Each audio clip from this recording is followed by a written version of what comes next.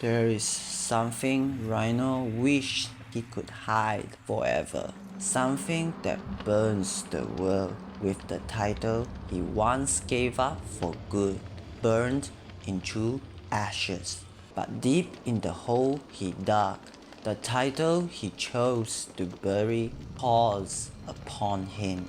It did not fade, it even grows stronger. He wished he could run, but the voices had silenced him.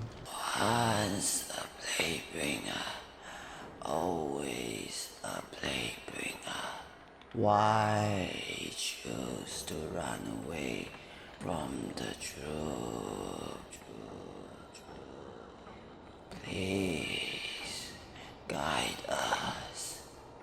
You are our blade bringer.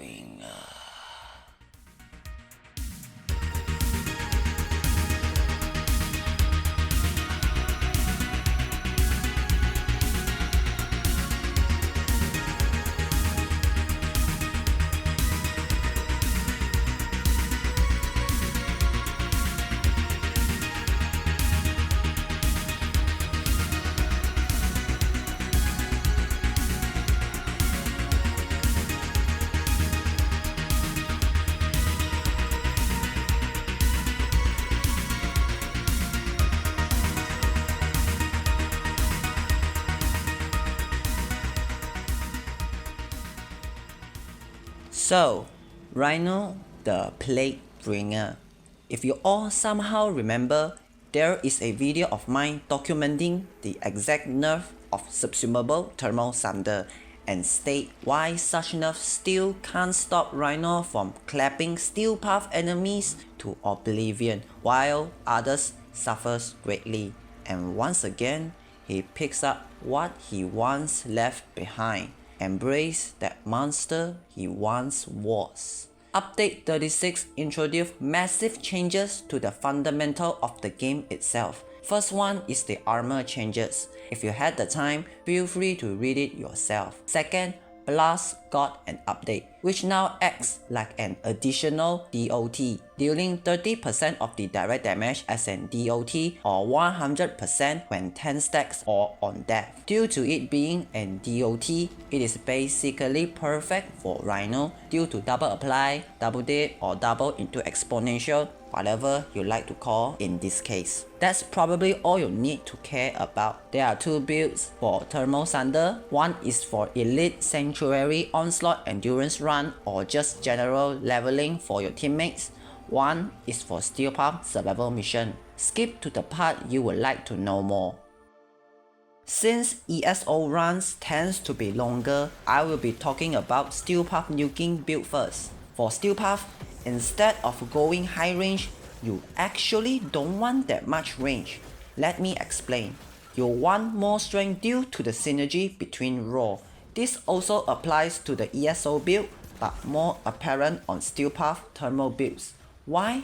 Thermal has extremely abnormal interaction with Roar, but how abnormal it is. Normally, you would think that Roar will just buff the initial damage and its DOT damage, but what people didn't know that its multiplier per clap of 2 is also affected by Roar. The 2x multiplier becomes 2 plus Roar %. If you had a 150% Roar, then it becomes 2 plus 1.5, which is 3.5x.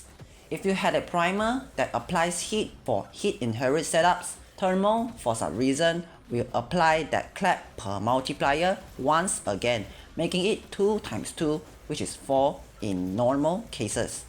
But when interacted with Roar, this little 2 times 2 becomes 2 plus Roar % times 2 plus Roar %.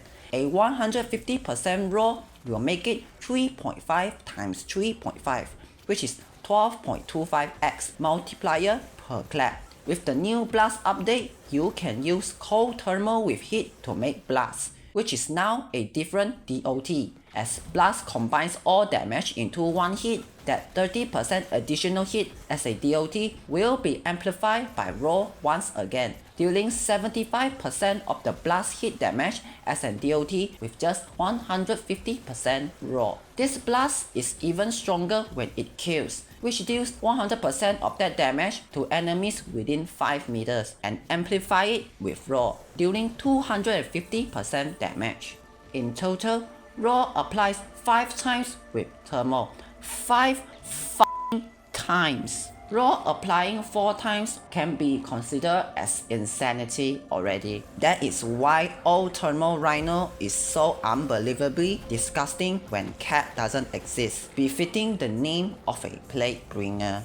And now with this much scaling, the 10x cap just can't stop him anymore, on top of lower armor values but with HP scaling compensation. The result is what you expect. I have tested this with Eximus units. 2 to 3 claps and a cold blast on a level 165 corrupted heavy gunner Eximus will just deal over 500k blast procs with millions when the stronger blast procs occur. In Steel Path missions, one single shot from Epitaph easily deletes them, not even needing cold procs like usual, as there is too much scaling for the normal goons to deal with. When Eximus appears, just do 1 to 2 hit cast and cold and they will basically fold. You can do 1 hit 1 cold as well, but I don't really use it much here.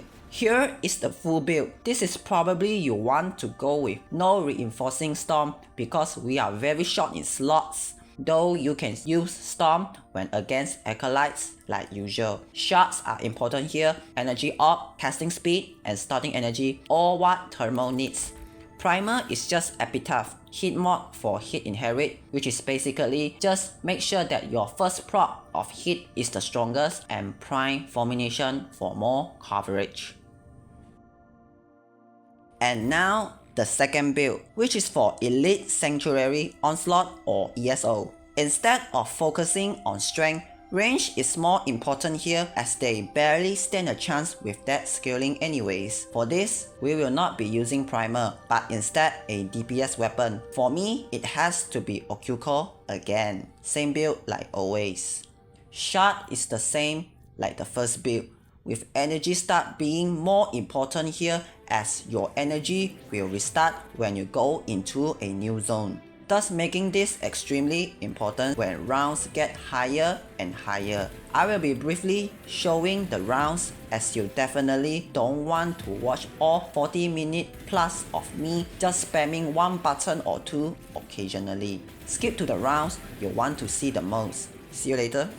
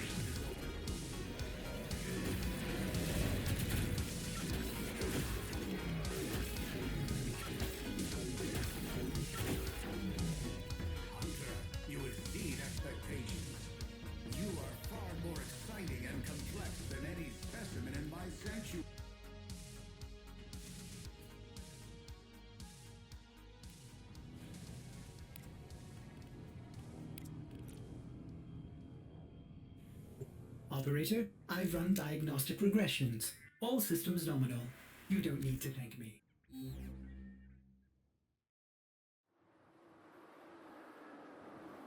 If acceptance is the only choice, what could he even do to deny the inevitable? He had voices needed to be satisfied, but at least he can finally not run away from the unholy monster that is himself.